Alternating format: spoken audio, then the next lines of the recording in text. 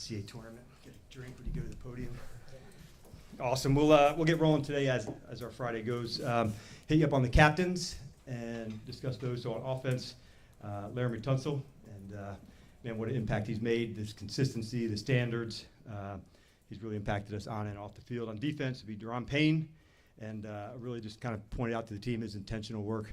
It's been from the spring through camp, and a guy ready to go. And then on special teams, Percy Butler.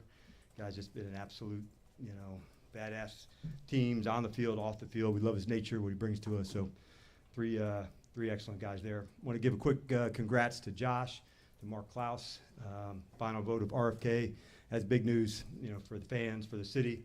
And a lot of people, worked really hard, to create an opportunity like that. And so just want to acknowledge that. And then coming off a long wait, we're ready to go. Two tough teams, ready to go fight and battle for it. Right attitude, right mindset. We're a resilient group. That's what I felt from the beginning. And that's where we're at. So I'm not going to go through the entire injury report, but give updates when I can. Jaden was limited today on the field. We decided to start Marcus, and said at the beginning we were going to be very diligent on his return to play and make sure we didn't miss any steps. So we're going to be smart, not just fast, and player wants to do everything all the time. That's who he is as a competitor, which I love, but that's how we'll roll. So take all your questions, going from here. So just to be clear, Jaden will not play Sunday. Correct. Okay. Were you able to watch him run at all? Did you see him test that knee, and what was the final, what did it come down to for you? Yeah, just not being there all the way yet, John, honestly, like being able to do everything. So there's also a side that it was an excellent week because the progress and encouragement to go. So the fact that he was able to throw, all days and get running in today, we're just not there all the way yet, John. So it wasn't just one specific, test that I was looking for. What was he able to do today in a limited capacity? Speed work and throwing. So, running, linear running, speed work. So there's, it's a good, kind of next to, getting ready to play. Was he close enough that it made it a difficult decision, or was it very clear that it was not time? Yeah, I didn't really put it into that space. Yeah, I'd probably better one for the medical guys on that one, Nikki. I think just trust your eyes when you know it's ready to go. And like I said, we're just not going to do this thing in a fast way. We're going to do it in a smart way and make sure we make the right decisions. I think I said earlier, we know, his importance to us and what we do, but it's going to try to just be as smart as we can, honestly. Dan, over the years, how have you come to accept the fact that you have to tell sometimes you have to tell the most determined athletes in the world, you can't go this week, Yes. you can't play this week? And I learned that probably as a head coach of the A to say, I remember going back to Matt Ryan, like he was trying and he couldn't say no. I said, I got this one. And I remember like he had an ankle and I just, you're out, and just nodded his head because he couldn't get himself to say, DQ, I'm not right.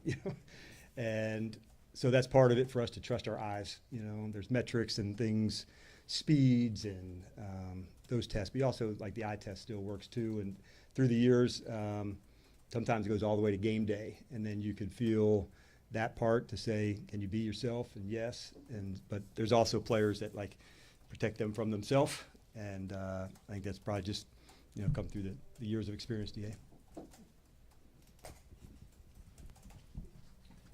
go. I guess I was just going to ask, what was the thought process between announcing it now versus waiting to game day? Was it just for the point where you didn't think there was anything that showed that you changed your mind? Correct. Yep. So I just thought, hey man, this is where we're at, and go through another good workout in tomorrow to go keep pushing at that space. So just kind of staying on course really and go after it hard again tomorrow. I know you guys have talked about, the confidence that you have in Marcus if he needed to step in. But, particularly in this matchup against the Raiders, what gives you sort of reaffirmation that he's going to be able to handle things on offense how Cliff wants it to be run? Yeah, a lot.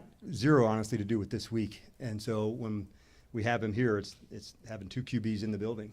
And we've been together now going into our second season. So the room's pretty fantastic. They lean on each other, what things are best, how to feature the guys into that space. So I would say it's probably our time together of what we've seen, where he's at. about a month ago, he had an Achilles injury, maybe a little longer, maybe, but he really worked hard to get that part right. And maybe 3 weeks ago or so, man, you could feel all the things coming back. In the first, week of the season, working, against the defense on so many things. But he's just got such a strong grasp of what we do and how we get down. Hi, Dan. Good afternoon. What can you tell us about the exact nature of the injury to Jaden, and do you have a sense of how long this Yeah. might keep him from playing? I wish I was smarter at that, but I'm not going to play the doctor. I just can't. But what I can say is that, like when you're out running on the grass, that's a good sign and that you're making progress and you're hitting all the right marks. And so it also takes your legs to throw a lot. It's not just an upper body stationary throw. It's everything to go through that, your movements to stuff. So we're definitely encouraged about where, the progress is being made. But as far as the specifics of it, I won't go into, but I can say that he's making good progress. I wanted to see the speeds and the throwing, although it just seems like you would think that's just upper body. It's way more than that, different platforms. How do I, move and go? So that's a big part of it too. But there's also in and out of the pocket, doing all the things to go. So we still got work to do. Hi, Coach Quinn. I'm actually JP's backup. All right, you're a starter Yeah, now. Here it's we a go. starter. JP who? I don't think I've heard this. You're in the game. You're not the backup. You're a starter. That's good point. Good point. I don't think this has been asked yet. When did you tell Jaden, and what was his reaction? I'm sure obviously he wanted to play, but understanding the situation. Yeah, it was going to be during the post practice today to make sure we could hit all the marks. And for an athlete and a competitor like he and some of his teammates, first thing we want to do is make sure check in from the neck up and see this is where we're at, and this is the best thing to do for the team, even though it's hard. It's the more difficult right over the easier wrong. And that's why I want to make sure. Also, what do we learn from these? What do we grow from? The only thing worse than not seeing him out there on the bench is not getting what's the lessons? How do we apply them? And but this guy's a real competitor, to his core, and that's where we're at. He was just cool. Yeah, I mean I'm sure he was probably like a duck under the water, but a little mad and upset. But that's it's kind of the way we roll on everything. We're really upfront with the guys and tell them what we want, what we're looking for, and where we're at. So we just don't want them to live in any gray, not knowing where they stand or what's going down. So I think it's important. They put so much into it that we don't bullshit them either and say, this is what I see. And fortunately, we've all had, some good time together, so we have a lot of trust. And we're always going to make the best decisions for the guys.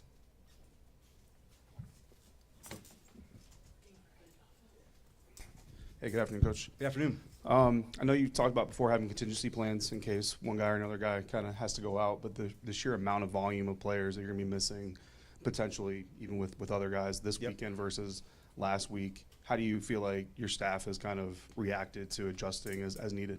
Yeah, we talked about it right off the bat, Dave, to be honest with you, to say that's part of adversity, and it's going to come for every team. It just happened on the injury side to hit ours earlier than some. But you want to make sure we talk to the players at the beginning. All of you are likely to have a chance to go win it. We want you to think of that not as a possibility, but as a certainty. And so when we talk about our roster, if you're on the practice squad or not, to come up, it's not, don't worry about it, we're still learning it. You have to know the system. You have to get reps at practice. And so that's why we really push one another for the readiness. And that way when you do get called up or activated, it's not, how I got to learn this or I got to be on this. No, man, you know the system, keep working your skills. So it can be frustrating for the player waiting, but, it's cliches and stay ready and all that. But if you put them in, you're also in practice, I'm saying, you're proving that you are. You're proving that you can be counted on and be ready to deliver. And we are, if I had 3 words for this team, resilient AF. And we've got, AF's not a word I know, but the part that I love about our group, that these guys really care, they want to fight for it, and it's just all that counts, man. So it's what I would expect from us to step into spaces and deliver. Dorrance Armstrong, we've talked about him being in the backfield a lot before, but just not finishing maybe as much as he would like and you would like as well. a sack in each game so far this season. How positive is it for you to see him finishing a little bit more regularly, and where do you think he needs to kind of take that next step to even go further? Yeah, I'm proud to see the camp that he had and how he started off onto the season. He's worked hard, and with the versatility we have now, David, we can better feature players in different spots than maybe we were able to a year ago. And how do we find matchups and go, and Vaughn's help with that, and Frankie and Jacob and others. And having flexibility helps. You know, how do you want to match up? How do you want to do things? But you also have to be smart enough to handle all that. And DA is right in the middle of all of that. So I've loved that Vaughn is coming here, has helped him, you know, also. He's been the mentor to Javante, and now there's other people to, you know, continue with his growth. And he's off to a good start. Hey, Dan, you said earlier in the week Noah Brown and John Bates were long shots. Are they going to be out as well? Yeah, we'll give you that at 4. I was saying earlier, I think before you got here, I was not going to go through the whole injury report. That'll be at 4, but I wanted to give you the big news that I had today. I think you're asking for a lot right there, Ben. Cool. No shame on you. I got it. I'm just messing with you, Ben. Don't worry. Good afternoon, Coach. The Raiders on Sunday, when you have had an opportunity to look at the first couple of weeks' film, or just what you know of the team, what are some of their strengths? Yeah, first thing on the offense, I thought, man, the talent at tight end, you know, running back, quarterback, receivers, I thought they had the full complement of things, Kenny. And that was the first thing that jumped out to me. On the defensive side, I saw these linebackers that were square, and like no surprise they played the run so well. These are veteran, tough inside linebackers. And obviously, we talked about Max earlier. We know about Chin. So 2 tough teams going to go battle for it here Sunday. But that's what I noticed right off the bat. Them trying also to get their identity, how they want to play. But the full complement, you know, tight ends, receivers, runners, strong arm quarterback, like the full thing.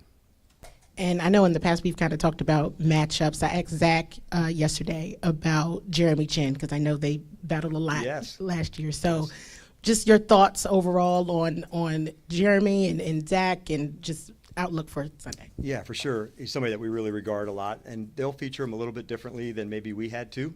And just that happens, you know, when you go to a new team and a new system, not everything's, you know, just plug and play in the same spot. But those two have got a good competitive history together. So those are the matchups within the game that you love. They're going to be battling for it. They've took hundreds of reps against each other. And so, yeah, those are like within the game, those are the matchups you love. Hey, Coach.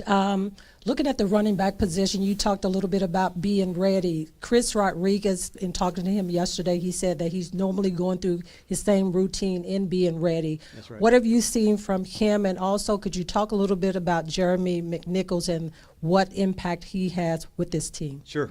Yeah, leading off with the running backs, and Chris in particular, it's been, you know, did we go with 4 backs to go up? I mean, that's how we regarded him in such a high way, Donna, that we, you know, are very confident in Chris. I thought, you know, a lot of guys threw a good offseason in training camp, but Chris is in that conversation for the best of that. Changing his body, you know, he's skill work to go, so he's really chomping at the bit to get going, and we're excited to feature him. Jeremy, he is as consistent as you can get, and a pro's pro. So it's teams, it's third down, it's first, second down. There's really high standards of how he does things, and there's a lot of guys on this team that have that same way, that are our glue guys. They just stand for all the right stuff and can be completely depended on. Coach, back here. Yesterday, you know, Cliff came out and said that he was proud of the way that Josh was battling in these games.